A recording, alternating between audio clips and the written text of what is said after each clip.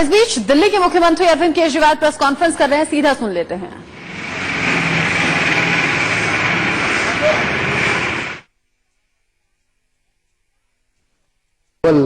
चौगुना, 8 गुना, 16 गुना बढ़ता जाता है, फिर वो डबल पे डबल होता जाता है। लोग कहते हैं 4 दिन में डबल हुआ, 8 दिन में डबल हुआ, लेकिन 7वें हफ्ते में, पिछले से पिछले हफ्ते में 850 केस आए थे और पिछले हफ्ते 622 नए केस आए थे।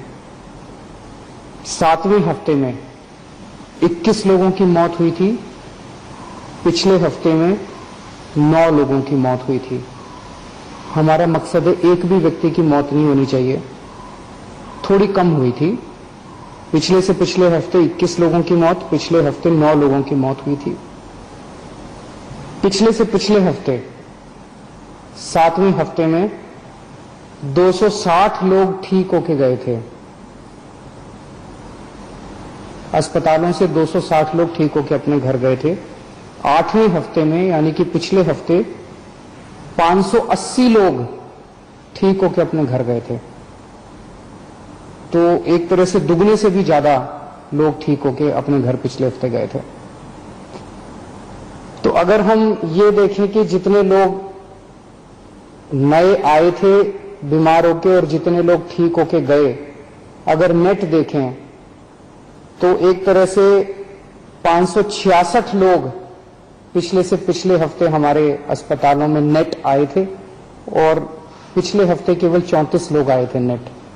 तो एक तरह से पिछला हफ्ता अच्छा रहा। हम सब लोगों ने, आप सब लोगों ने बड़ी कठिनाई के साथ ये जो लॉकडाउन है इसका पालन आप लोग कर रहे हैं, और अगर हम इसी तरह से पालन करते रहें तो मुझे उम्मीद है इस महामारी से हम लोग निजात पा सकते हैं।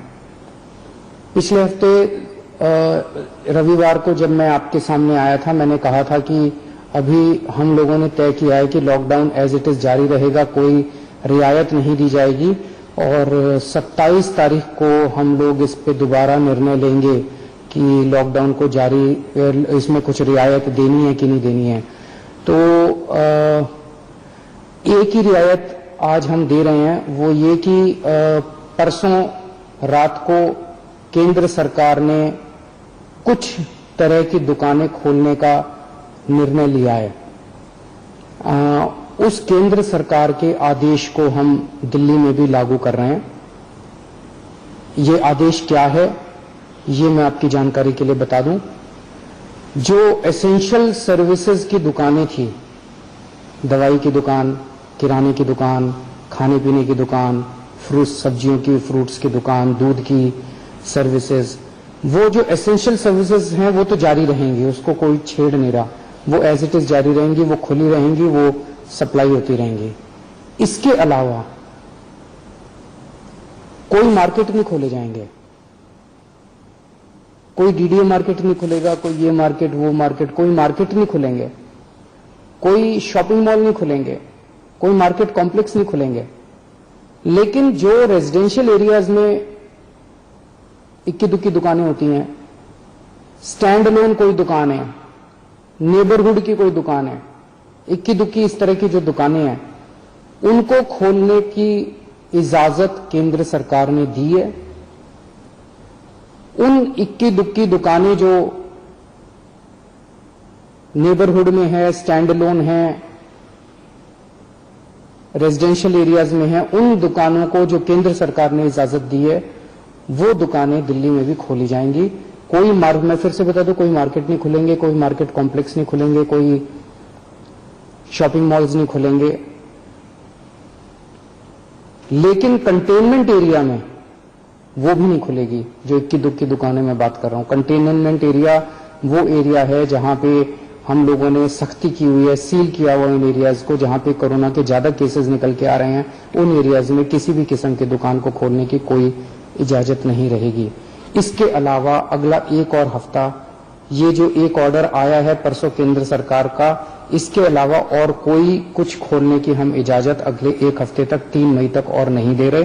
3 महीने तक यथावत इसी तरह से जो रेस्ट्रिक्शंस हैं वो जारी रहेंगी। ये हमारे लिए बहुत कठिनाई का समय है। बड़ी कठिनाई से पिछले एक हफ्ते में आप सब लोगों ने मेहनत करके कोरोना को पे काबू पाया है। हमें इसे जारी रखना है, किसी भी तरह से इसको अब आगे और बढ़ने नहीं देना। 3 मई तक पूरे देश में प्रधानमंत्री जी ने लॉकडाउन का ऐलान किया है। 3 मई के बाद केंद्र सरकार इस पे क्या निर्णय लेती है, उस पर निर्भर करेगा कि हम दिल्ली के अंदर आगे इसको कैसे ले जाते हैं। केंद्र सरकार के निर्णय के बाद हम लोग आगे की अपनी दिशा तय करेंगे। एक अच्छी खबर है, कल मैंने बताया था आप लोगों को प्लाज्मा से अच्छे नतीजे आ रहे हैं। प्लाज्मा के जो अभी तक ट्रायल्स किए गए उसके अच्छे नतीजे आ रहे हैं। एक एक मरीज के ऊपर मैं खुद नजर रख रहा हूं। कल एक मरीज थे एलएनजेपी में जो कि काफी उनकी नाजुक हालत थी और डॉक्टरों के हिसाब से वो सिंक करते जा रहे थे। उनको प्लाज्मा दिया गया और उनकी तबीयत में काफी अच्छा सुधार हुआ है। आज सुबह तक काफी सुधार हुआ है उनकी तबीयत में। मैं डिटेल्स में नहीं जाऊंगा, डिटेल्स में जाना सही नहीं है, लेकिन उसको देख के हमारा उत्साह बढ़ा है इस प्लाज्मा थेरेपी को लेके कि इतने सीरियस मरीज भी ठीक हो सकते हैं इनसे। मैं उम्मीद करता हूं कि वो पूरी तरह से स्वस्थ होकर अपने घर जाएंगे। अभी तो आईसीयू में ही है और मैं एक हमारी कोशिश है कि कोई भी मरीज प्लाज्मा का उसकी मौत नहीं होनी चाहिए। किसी की भी मौत होती है तो बहुत दुख होता है। हमारे डॉक्टर्स, सभी अस्पतालों के डॉक्टर्स, नर्सेज पूरी कोशिश करते हैं उन लोगों को बचाने की, एक जान बचाने की पूरी कोशिश करते हैं। हमारी कोशिश है कि किसी भी व्यक्ति की मौत नहीं होनी चाहिए। एक व्यक्ति से मैं पर्सनली उसकी खबर रख रहा हूं, एक मरीज की खबर रख रहा हूं। जो मरीज ठीक होके जा रहे हैं उन मरीजों को हम कह रहे हैं कि प्लाज्मा डोनेट करो। एक मरीज से मैं भी बात कर रहा हूं, मेरी टीम भी बात कर रही है और उन्हें प्रोत्साहन देते हैं कि आप डोनेट कीजिए। मुझे बहुत खुशी है कि सब लोग आगे आके दूसरों की जान बचाना चाहते हैं। हर धर्म के लोग, चाहे वो किसी भी धर्म के हो, किसी भी जात के हो, सब लोगों के मन में एक जज्बा है कि मेरी जान बची, अब मैं किस तरह से दूसरों की जान बचा सकता हूं। मेरे मन में एक विचार आ रहा था, मैं सोच रहा था कि कल को, अब जब मैं पिछले कुछ दिनों से लोगों को ब्लड डोनेट करने के लिए, प्लाज्मा डोनेट करने के लिए इतना हम लोग उनको प्रोत्साहित कर रहे हैं, तो मेरे मन में एक विचार आ रहा था कि कल को कोई पेशेंट, मान लीजिए हिंदू है और बहुत सीरियस है, हो सकता है उसको मुसलमान का प्लाज्मा उसकी जान बचाए। मान लीजिए कोई पेशेंट मुसलमान है, बहुत सीरियस है, हो सकता है किसी हिंदू का प्लाज्मा, हिंदू के शरीर का प्लाज्मा उसकी जान बचाए। भगवान ने जब धरती बनाई थी तो उसने तो इंसान बनाए थे। हर इंसान की 2 आंखें हैं, एक जैसा शरीर है, लाल रंग का खून है, उसी किस्म का प्लाज्मा है।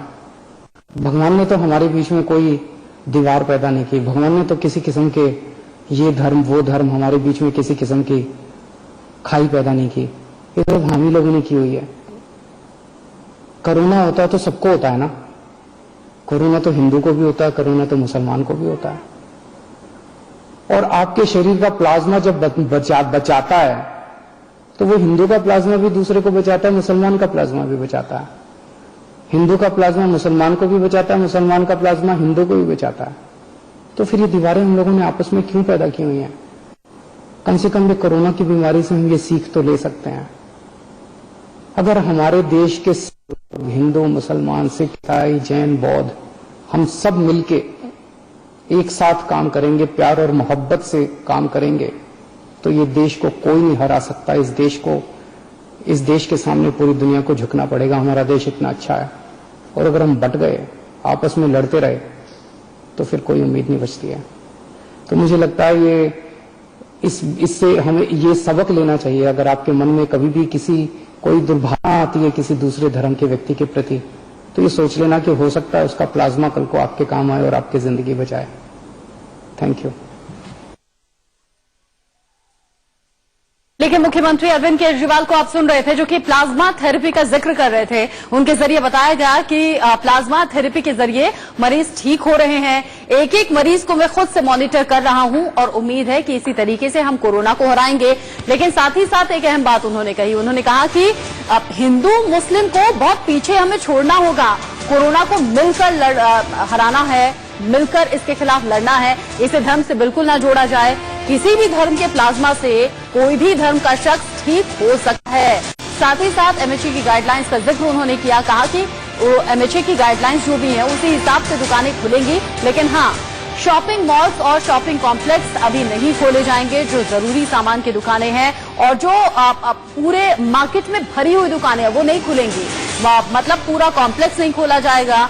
कुछ जरूरी दुकानें जो कि एमएचए की गाइडलाइंस के मुताबिक निर्देश मिले हैं उसके हिसाब से दुकानें खुलेंगी। लेकिन प्लाज्मा थेरेपी को लेकर अच्छी बात ये अरविंद केजरीवाल ने कहा कि जिस तरीके से हमने प्लाज्मा थेरेपी को मॉनिटर किया, मरीज ठीक भी हुए, जो गंभीर स्थिति के मरीज थे वो भी ठीक हुए हैं, बेहतर हुए हैं। ऐसे में प्लाज्मा थेरेपी सफल रही है। उम्मीद करते हैं कि आगे भी प्लाज्मा थेरेपी से कोरोना के गंभीर मरीजों को ठीक किया जा सकेगा। ऐसे में किसी को धर्म से जोड़कर नहीं देखना है, चाहे वो मरीज है, चाहे वो प्लाज्मा डोनेट करने वाला शख्स है। किसी भी धर्म का मरीज अब डोनेट किया हुआ प्लाज्मा इंजेक्ट वो करा सकता है अपनी बॉडी में, और किसी भी धर्म का डोनर प्लाज्मा डोनेट कर सकता है।